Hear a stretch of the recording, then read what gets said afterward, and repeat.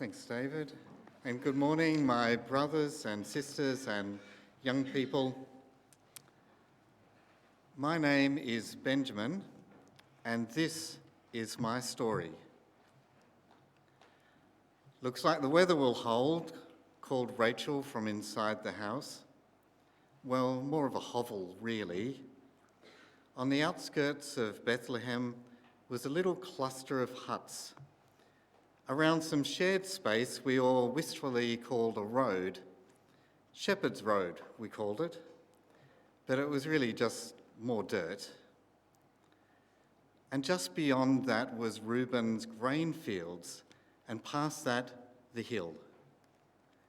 We have to watch our step going up the hill, what with the rocks and little caves here and there. They're useful to hide from predators, but they can be dangerous in the dark. But we all knew the hill like the back of our hands, with plenty of bushes for the goats and enough grass for the sheep. It was a good place to find us shepherds. "I'll be up the hill tonight," I called back. "Everyone will probably be there tonight." Just like last night, I say to myself, and the night before, and the one before that, and before that, and tomorrow too, and forever. But, it's not that bad really. Having a few sheep and goats is a pretty good life. Enough to get by anyway. Especially now with looking after Aunt Elizabeth's goats, her priced sheep, and Dad's flock. It could get pretty busy. And it's a big deal to look after all those animals and keep them safe. But it's the same old, same old. Sometimes I think being a shepherd is everlasting. The same last night as it is tonight. For so many generations, there have been people looking after sheep on our hill and all around. Abraham had sheep and goats. He was probably here on our hill for a while. And I like to imagine that some of David's royal flock were kept right here, and that we were keeping that dynasty alive. A sort of shepherd royalty. The only trouble with something so stable and everlasting is that nothing is ever new. Nothing is exciting. Nothing is wonderful. So grabbing my satchel and staff, I head off to the hill. I count the flock, and I'm pretty much done. So now I sit. Sit as the others arrive. Sit as the goats eat the twigs and the leaves. I sit just like last night and the night before. Above me, the last brush of pink turns grey in the west, and the stars emerge from their slumber. Another night on the hill. Everlasting. Nothing new, nothing different, nothing wonderful. Until it was. Wonderful, that is. We had never seen anything like it. You wouldn't believe it unless you were there. Rachel barely believed it when I told her. So I was sitting on my rock on the hill with my flock in front, listening out for jackals and lions and watching out for thieves. And whoomp! Just like that, a man, no, an angel, all white and shining, suddenly went blam! And he was there, right in front of us. And apart from being really clean and white, he was dressed just like me. He had a shepherd's satchel and a staff, just like me. He looked pretty handsome and strong too, kind of like me. And he was surrounded by light. beautiful, soft, white light. If you could touch it, it would have felt like the wool on Elizabeth's best sheep. A strange light that somehow could hold you and make you warm and comfortable and safe. It was kind of hard to know where the light finished and the man started. You know, it was really scary. Amos, he screamed, he was so frightened. But even more than scary, it was wonderful. Before I go on, I used to know about wonder before life became the same thing every day and night, and every day and night. Before I walked the same path up the hill all the time. Before I grew up. I remember it. Starry-eyed, big smile, awe, curiosity, love, warmth, all those things wrapped into one word, wonder. You know, as a kid, I loved watching bugs. I have vivid recollections of turning over flower pots and being amazed at those little grey slater bugs. I think I remember the first time I discovered these creatures. I was up the side of the house around the blue hydrangeas. I was never sure if I was allowed to be there, so of course I was. And I moved a rock, and there they were. They seemed to have 100 legs and funny little antennae which constantly waved around. The shells were tough, but they could curl up into a ball. They could run up my fingers and tickle. And their legs seemed to be jointed backwards somehow. Amazing little creatures. Well, I guess to most of us, they're just bugs. Bugs that live in the compost. Or bugs that give you a start if you turn over something in the backyard.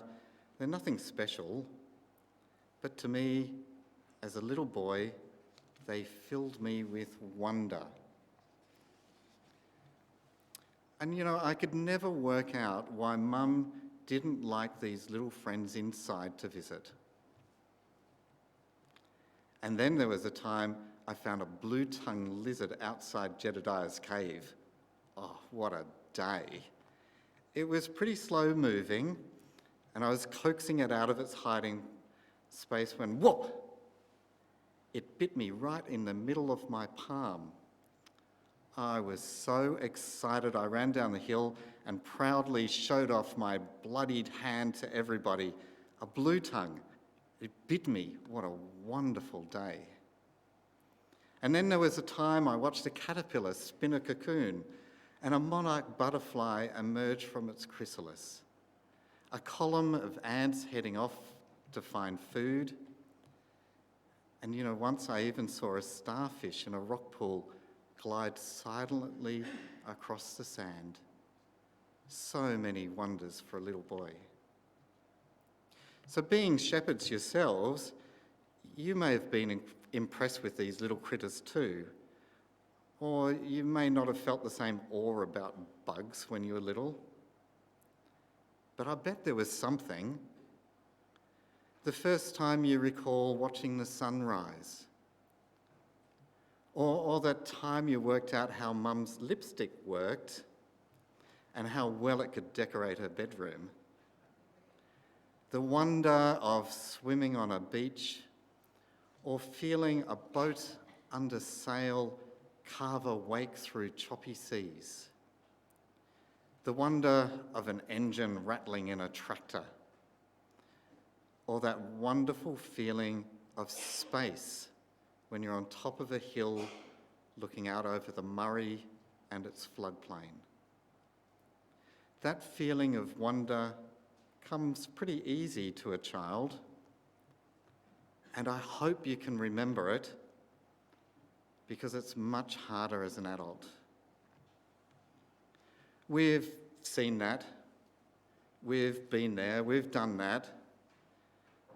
We may still enjoy a nice view of the river, or we may like a sunset, or we think insects are kind of interesting little beasts. But do those things fill us with wonder anymore? Do you let yourself feel the wonder? You know, years later, I saw Jesus in a marketplace surrounded by his disciples. I'd been listening out for Jesus my whole life. And when I was nearby, I found him a few times. There was one time he told his disciples to grow up in a funny sort of way. Usually, when we're told to grow up, we have to be more serious, more cynical, more mature. They were arguing about who was going to be the greatest in the kingdom of heaven. And I remember the answer really well, and so does Matthew. You know, he wrote it in chapter 18.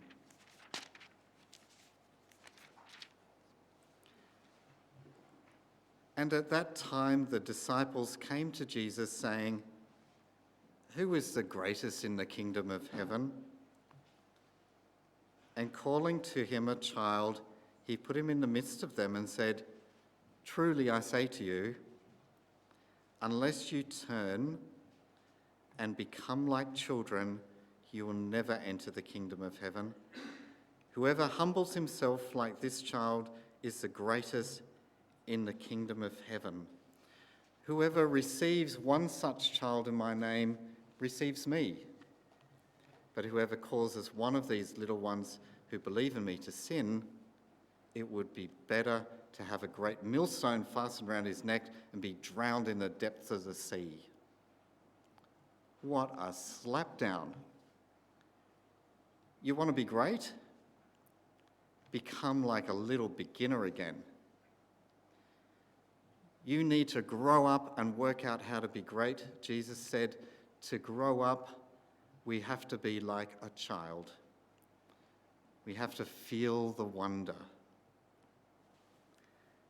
You know, pretty soon after that, Jesus also said, "Let the little children come to me and do not hinder them, for such belongs the kingdom of heaven."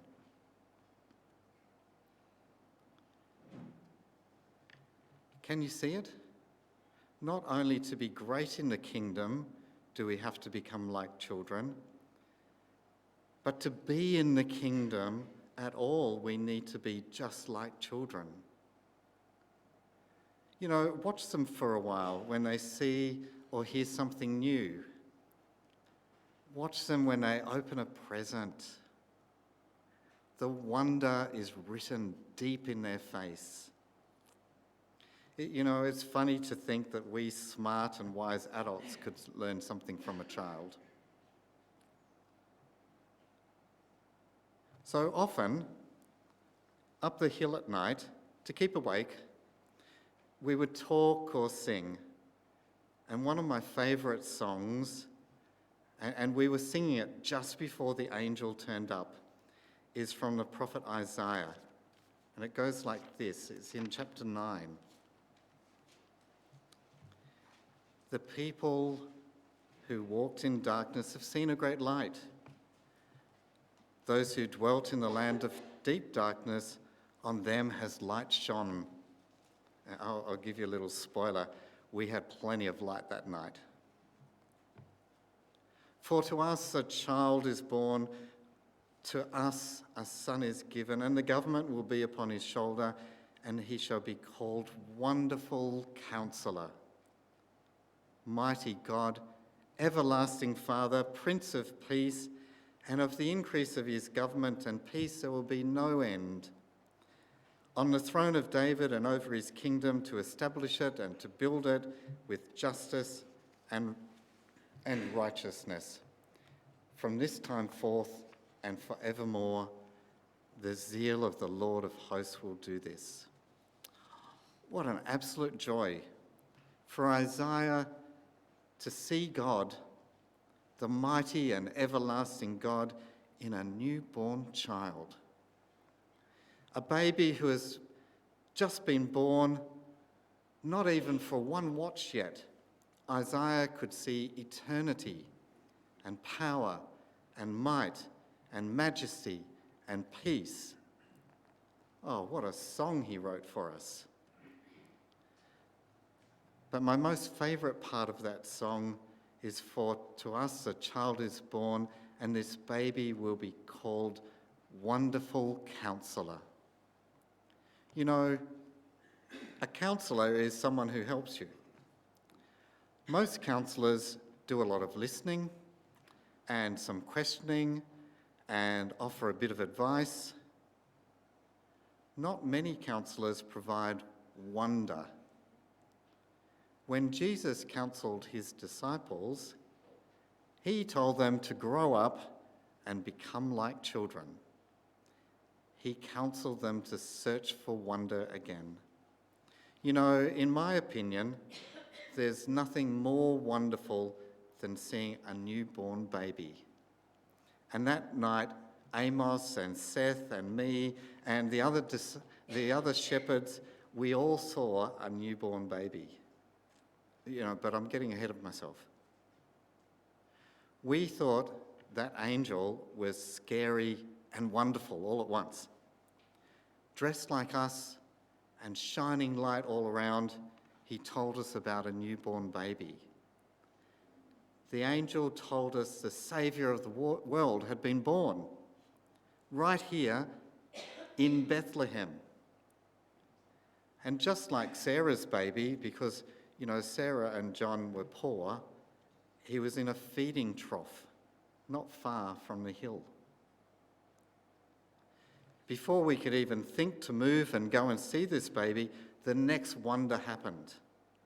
Out of thin air, there were more angels than we could count, all looking like us with their satchel and staff, all shining white and all singing praise to God and blessing us with peace and goodwill.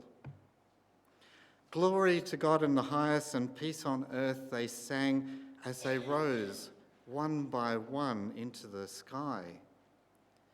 They went up so high they seemed to merge with the stars. You know, and you'll probably say that I'm silly for thinking this, but every time I look up at the night sky now, I wonder if they're still there. Are some of those lights the singing angels? It's really comforting to think that they're somewhere. People better than us, angels, shining and white. Angels, the same as us shepherds, rejoicing in the birth of Jesus. You know, for a while we just stood there. I know my mouth was open and my eyes were popping out. I'd never seen or heard anything like this before. And what seemed like hours, it was probably just a few seconds, I finally got my mouth working again and said, let's go over to Bethlehem and see this thing that has happened, which the Lord has made known to us, we shepherds. Can you believe it? God told us, lowly shepherds on the hill that night, about the birth of Jesus the Christ. You know what? I'd never left my flock before, never. But I did this night. I don't know why, but we all kind of figured that somehow the goats and sheep would be safe on the hill. And we all went to see the Christ. And we ran. We're lucky that we know the hill like the back of our hands, otherwise we would have fallen into the holes or tripped on the rocks. We ran through Reuben's fields and straight down Shepherd's Road. Somehow we knew where to go. We were calling out to everyone who may have been awake to join us. Oh, you know, we made so much noise, I think we woke everybody up. Rachel joined me later when all the shepherd families piled into the shed. It was Andy's shed. he ran an inn and had a few sheep that Amos looked after for him. And inside the shed was a little family with a baby all wrapped up, lying down in the feed trough. A manger can be such a useful thing. I'm a pretty strong guy. I look after sheep at night and have chased off jackals and fought wild animals to keep my sheep and goats safe. But I must admit that somehow I got a bit of water in the side of my eye at the sight of this little baby. And you should have seen Mary's reaction when we told her about the angels. Her eyes got bigger and bigger as we talked, and I don't know how she followed what we said as we talked all at once for a while. But pretty soon it was all about the baby. Right there in the food trough, he was perfect. I'm pretty sure most of us visited a few times.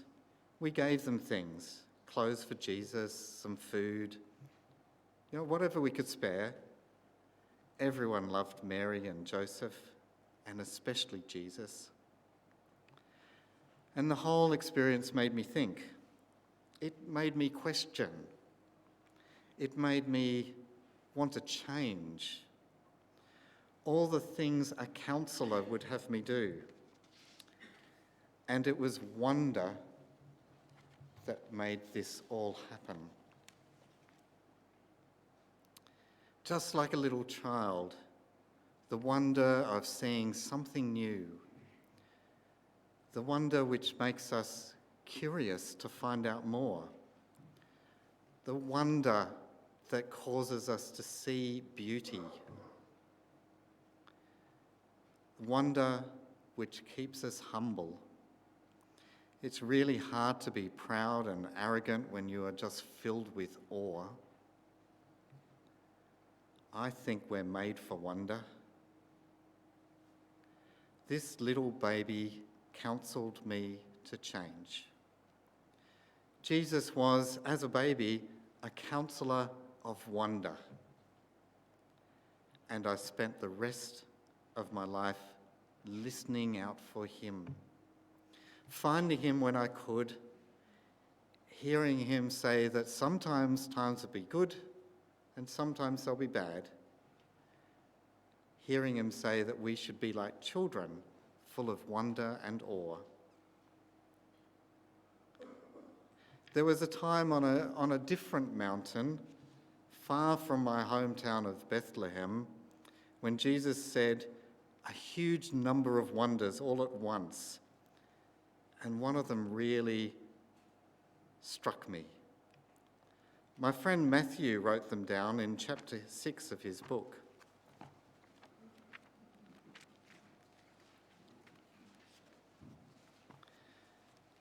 And you can read it in verse 11. Chapter 5 of his book, and you can read it in verse 11. Blessed are you when others revile you and persecute you and utter all kinds of evil against you falsely on my account. Rejoice and be glad, for your reward is great in heaven, for so they persecuted the prophets who were before you. After Jesus and his mum and dad left Bethlehem, things turned really bad. We call it the killings. Crazy King Herod had a whole lot of babies killed. It was the worst few days of our lives. Bethlehem would never be the same again. Most people knew that it was the madness of Herod, but not everyone. Some people blamed the baby Jesus. Mary and Joseph only left a few days before the killings. Others blamed me and the other shepherds. We'd been talking about wonder and power of that night on the hill, the night of the angels, to anyone who would listen. And we became a target.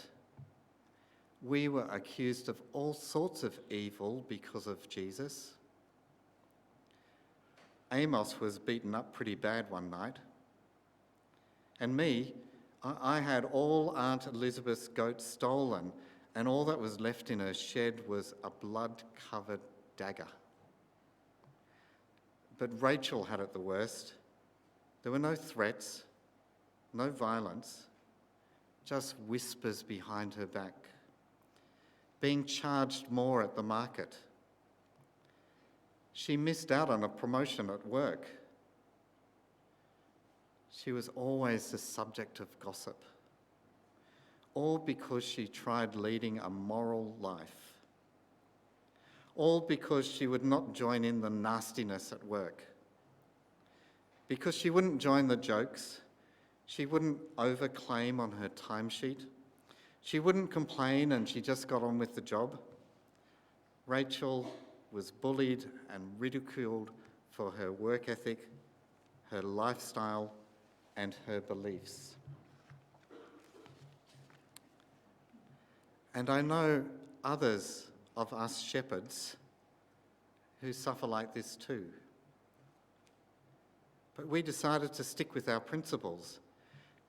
You know, just because a fox breaks up the flock one night, it doesn't mean we stop being shepherds. And the next time we stand together. Most of the time, others realise that our beliefs and life choices are not really threats and could actually benefit them.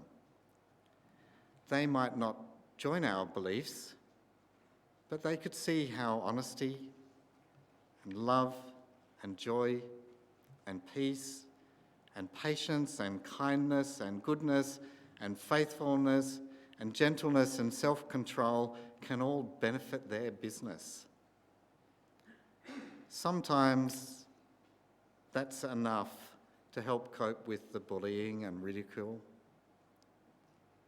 In those few years after Jesus left Bethlehem, it was really hard at times. Sometimes our only consolation, during the worst of it, was what Jesus counselled us. He said, "Rejoice and be glad, for your reward is great in heaven.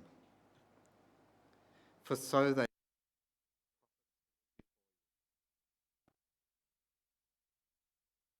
And I imagine if that time seeing and hearing the angels on the hill all those years ago, if that's a taste of things to come in the kingdom of heaven, we can get through anything for that future together.